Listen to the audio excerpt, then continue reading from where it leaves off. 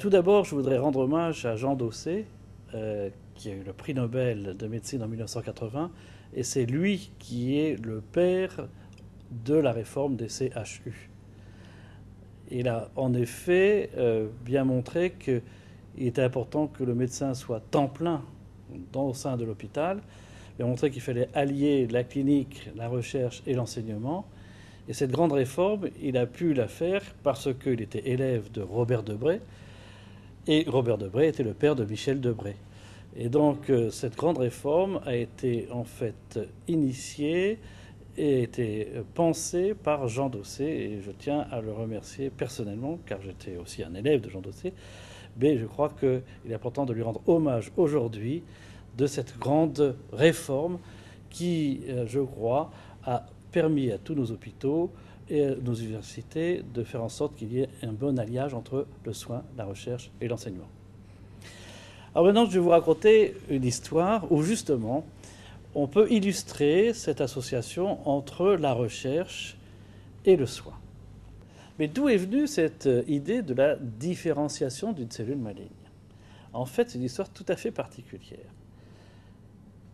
Même je vais raconter deux histoires. La première, c'est que j'étais avec M. Jean Dossé aux États-Unis et on présentait nos travaux sur les systèmes d'histocompatibilité à Berkeley dans un grand congrès de génétique.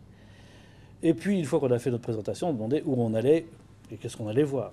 Et moi, que j'étais en même temps hématologiste, soignais des malades atteints de leucémie, je vois qu'un Israélien, M. Léo Sachs, allait présenter, c'était dans les années 1970, allait présenter un résultat tout à fait particulier et tout à fait intrigant.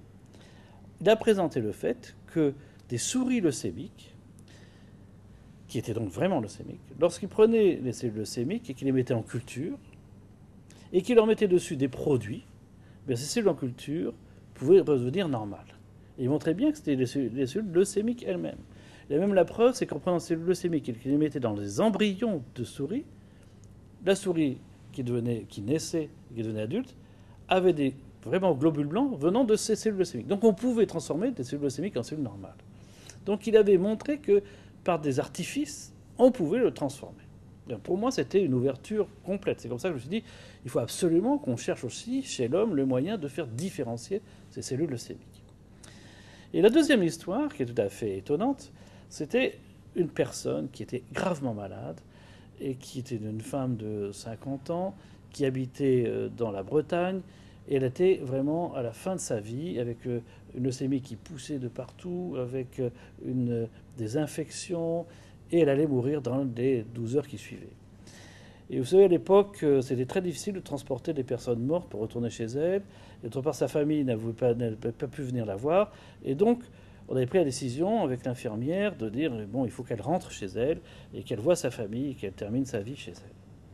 On appelle l'ambulance, et là, pour être tranquille, pour que le voyage se passe bien, je lui donne une toute petite dose de chimiothérapie, et j'écris au médecin traitant, si la famille n'arrive pas d'ici là, mettez-lui cette toute petite dose le matin et le soir, pour pouvoir essayer de faire en sorte que l'on maintienne un petit peu cette prolifération de la leucémie. Bon, je continue à vaquer, ça se passait vers le mois de juin, et puis au mois de septembre, à la consultation, je vois arriver cette dame, en parfaite forme. Je vous assure que vous accrochez, vous demandez qu'est-ce qui se passe, parce que vous voyez quelqu'un que vous croyez mort et qui est tout à fait vivant et qui va très bien. Et je vois le mot du médecin me disant bien, vous m'avez dit de faire ça matin et soir. Ça a été très difficile, mais j'ai continué matin et soir, tous les jours, matin et soir, matin et soir. Et très progressivement, tout est revenu normal et tout est revenu à la normale. Et il n'y a plus de cellules leucémiques dans son sang, il n'y en a plus dans sa moelle. Je dis qu'est-ce que c'est que cette histoire? Et là, on se dit qu'il s'est passé quelque chose. Donc j'ai traité d'autres patients avec cela.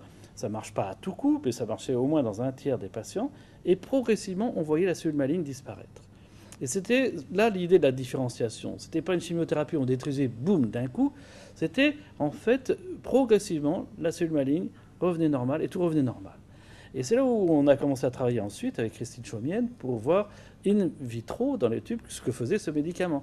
Et à petite dose, certes, il tuait un petit peu, mais surtout, il faisait en sorte que ça devenait plus mûr, la cellule revenait normale.